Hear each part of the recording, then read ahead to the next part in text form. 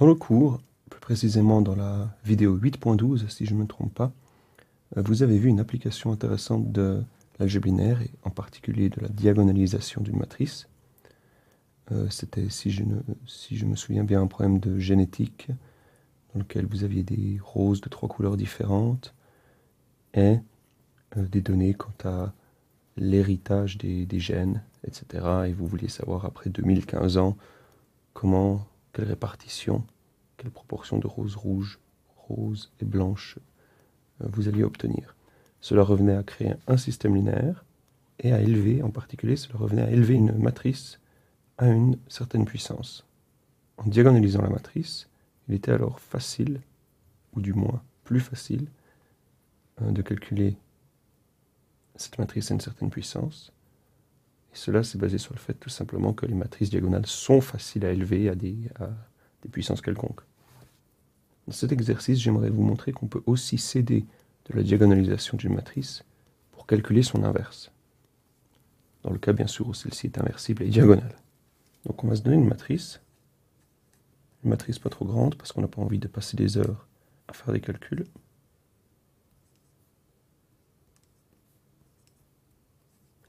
On va se donner cette matrice-là. Je prétends qu'elle est inversible et diagonalisable, mais il faudrait que je vois tout ça, donc je vais montrer qu'elle est diagonale d'abord. Ensuite, je calculerai son inverse. Donc, comment procéder? La méthode est la suivante. Donc, on va supposer que B est diagonalisable, juste pour vous montrer, si B est diagonalisable, en quoi ça nous aide.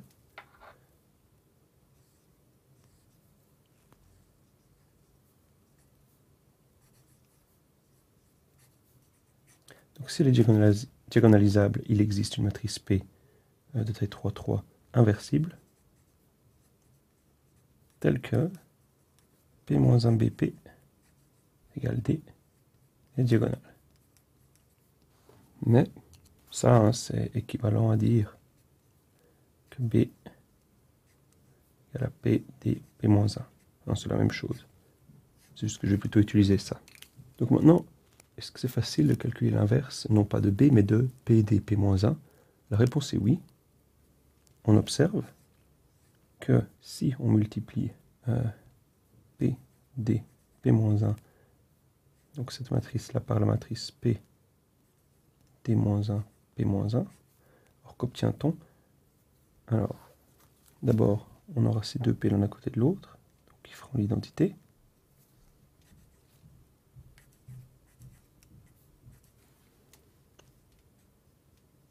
On a DD-1. Et finalement PP-1, qui clairement est égal à l'identité. Donc B-1, dans cette situation ici, serait tout simplement cette matrice ici. Donc pour calculer B-1,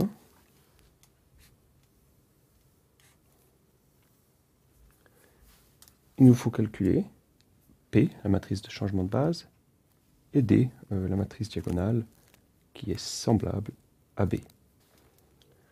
Donc on va commencer par le calcul du polynôme caractéristique de la matrice B, pour trouver les valeurs propres. Donc CBX, qu'est-ce que c'est? C'est le déterminant de la matrice 1 moins x, moins 3, 3, 3, oups, moins 5 moins x, 3, 6, moins 6, 4 moins x. Mais ça, qu'est-ce que c'est? Alors ici, je ne vais même pas réfléchir, je ne vais même pas faire un truc intelligent, je vais y aller brutalement. Donc c'est 1 moins x, fois le déterminant de la matrice de 2 suivante. Ensuite, moins, parce que c'est plus, je rappelle, c'est plus, moins plus. Donc, et je vais développer par rapport à la première ligne. Donc, moins 3, donc plus 3, fois le déterminant de la matrice quand on enlève la première ligne et la deuxième colonne. 3, 3, 6, 4 moins x, plus 3 fois le déterminant de la matrice 3 moins 5 moins x, 6 moins 6. Donc on va continuer. Alors je vais juste procéder par quelques étapes intermédiaires. Donc ce déterminant ici, que vaut-il? Bon, ça va être moins 5 moins x fois 4 moins x, ou bien x plus 5 fois x moins 4, c'est la même chose, moins, donc plus 18, donc moins 6 fois 3. Okay.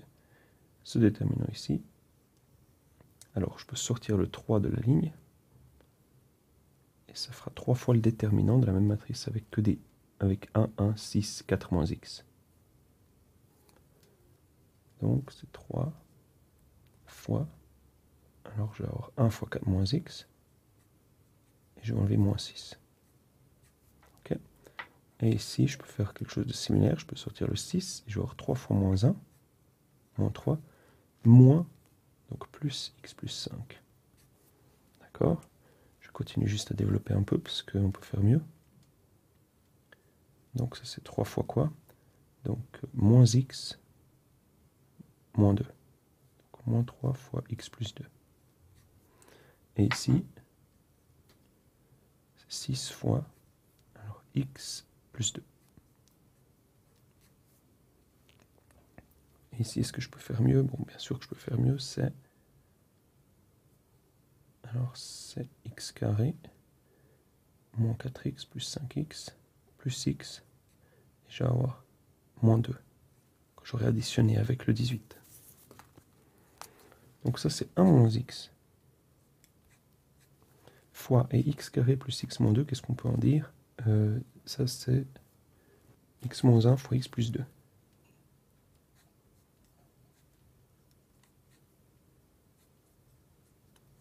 Voilà. Et ensuite ici j'ai un 3 fois moins 3, donc un moins 9 fois x plus 2.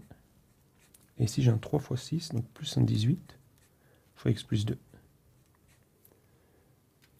Donc je vais pouvoir mettre x plus 2 en évidence. Donc c'est x plus 2 fois quoi? Alors fois ce qu'on a là ici, 1 moins x, x moins 1, moins 9 plus 18, donc plus 9. Ça c'est x plus 2 fois, là je vais juste faire un calcul intermédiaire, ça c'est moins x carré plus 2x moins 1.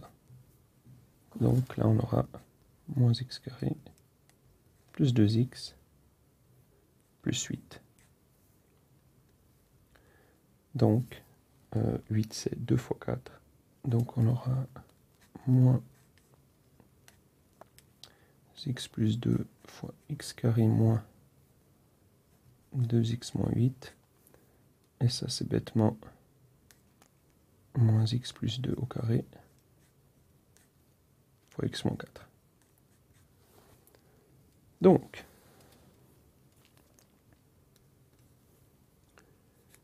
on a deux valeurs propres, deux racines du polynôme caractéristique, donc deux valeurs propres.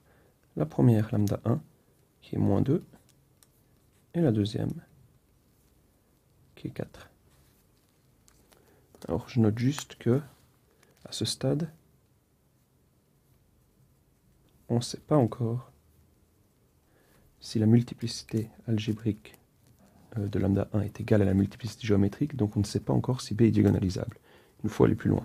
Bon, de toute façon, on va aller plus loin, parce qu'on a envie de... Je rappelle qu'on a besoin de P. 2, ça va être le calcul des espaces propres. Donc on commence par E-2. Pour calculer E-2, on rappelle qu'on va calculer le noyau de B moins 2 fois l'identité, c'est-à-dire B plus 2 fois l'identité. On rajoute juste 2 à tous les éléments de diagonale. Donc si on prend la matrice là où on rajoute 2 aux éléments de la diagonale, on aura 3, moins 3 et 6 dans la diagonale, et sinon ben, le reste ne change pas. Mais ça, c'est ligne équivalent. Là, je peux diviser la première par 3. Et on voit très bien que les deux autres sont des combinaisons linéaires de la première. C'est des multiples de la première. Puis si on a un seul pivot, si on veut résoudre le système associé à x égale 0, où x est le vecteur x, y, z, on obtient que z et y sont libres, donc y égale alpha, z égale bêta, avec alpha, bêta des paramètres, et x vaut alors y moins z, c'est-à-dire alpha moins bêta. On en tire que e moins 2, c'est tous les éléments de la forme alpha moins bêta, alpha bêta. Et ça, on peut l'exprimer en remplaçant successivement alpha par 1 et les bêta par 0, et ensuite bêta par 1 et alpha par 0. On obtient une vecte de 1, 1, 0, moins 1, 0. À ce stade, ça pourrait être intéressant on peut tout le temps se demander si on a fait juste. Alors il suffit juste de multiplier notre matrice B par ce vecteur en colonne et voir si on obtient en effet moins 2 fois lui-même. Et c'est facile à voir, ça marche, et donc on est content. Et en plus, là, à ce stade, on sait que la matrice B est diagonalisable. Parce qu'on a trouvé que la multiplicité géométrique de la valeur propre moins 2, c'était également 2, comme la multiplicité algébrique. Alors, maintenant, je vais aussi calculer E4. On fait la même chose. Il nous suffit d'enlever 4 de la diagonale à la matrice B. Donc, moins 3, moins 9, 0. Cette matrice est ligne équivalente à... Alors ici, on peut aussi 1 moins 1, divisé par moins 3. Et j'aurais pu avant tuer ce 3 en additionnant la première ligne à la deuxième. Et ici, 2 fois la première ligne à la troisième.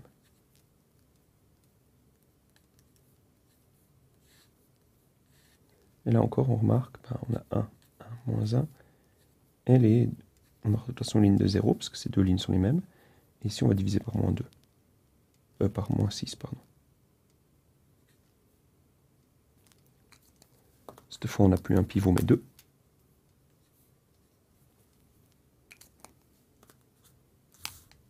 Et en procédant comme là-haut, on remarque que E4, il est le vecte du vecteur 1, 1, 2.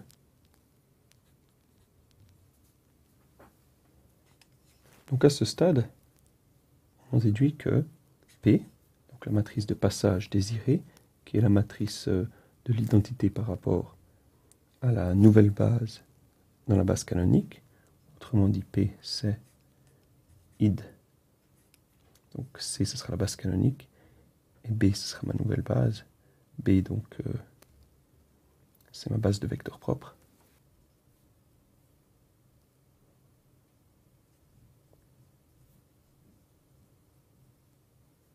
B, qu'est-ce que c'est? On met juste les vecteurs propres qu'on a trouvés avant, dans un ordre qu'on choisit. P, qu'est-ce qu'elle vaut donc? Il suffit de mettre ces vecteurs en colonne. Et ça nous donne ceci. Alors, je vous laisse vérifier. L'inverse de P, c'est tout simplement une demi de la matrice suivante, moins 1, moins 2, 1. Voilà. Alors pour vérifier, c'est clair qu'il suffit juste de multiplier les deux matrices, dans le sens que vous voulez, mais j'avais juste pas envie de faire le calcul, c'est des choses qu'on a faites assez, pas besoin de s'attarder là-dessus. On sait que P-1, B, P, c'est la matrice diagonale suivante, donc on a moins 2 et 4, on va appeler ça D, et D-1, c'est très simple à calculer, parce que D est diagonale, donc l'inverse de cette matrice, c'est quoi? C'est juste moins une demi, un quart. En effet, quand on multiplie cette matrice avec celle-ci, on a juste que les coefficients diagonaux se multiplient un par un, et donc on obtient bien 1, 1, 1, la matrice identité. On peut donc conclure maintenant. On avait dit tout au début que notre matrice inverse serait donnée par P D-1, P-1. D-1, c'est P D-1, P-1, ce qui donne P. Alors je vais la laisser comme elle est pour l'instant. Ensuite, j'ai ce D-1 qui est moins une demi, 1 quart, que l'on multiplie avec P-1. Donc ce 1 demi qui est devant la matrice, je vais le mettre juste tout devant. J'ai moins 1, moins 2, 1, 3, 2, moins 1, moins 1, 0, 1. Et puis là, j'aimerais juste attirer votre attention sur le fait que, bon, comme il est toujours plus simple de travailler sans fraction, on pourrait très bien mettre 1 quart en évidence ici, donc avoir un 1/8 devant. Et cette matrice deviendrait, alors ici, on aurait moins 2, ici on aurait moins 2 et ici 1.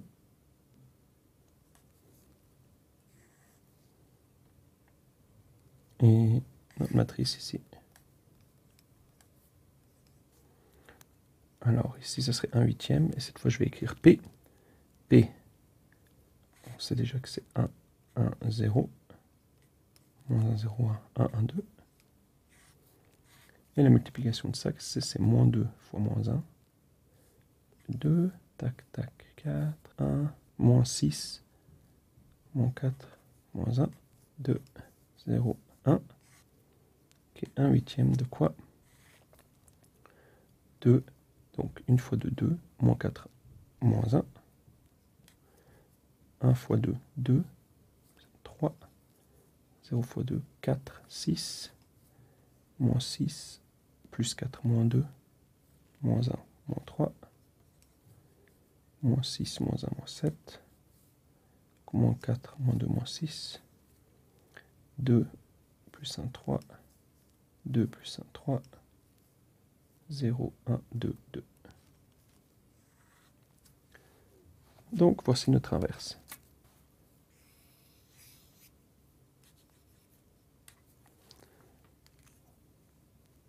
Maintenant, il est facile de montrer qu'en effet, B-1 est l'inverse de B, il suffit de multiplier. Et c'est une autre façon de calculer l'inverse d'une matrice du moment qu'on sait qu'elle est diagonale. C'est une autre application de la diagonalisabilité, de la diagonalisation que vous avez vu en cours, autre que ce que vous avez vu dans la vidéo 8.12, où il s'agissait d'élever une matrice à une certaine puissance. Et vous aurez aussi un exercice là-dessus.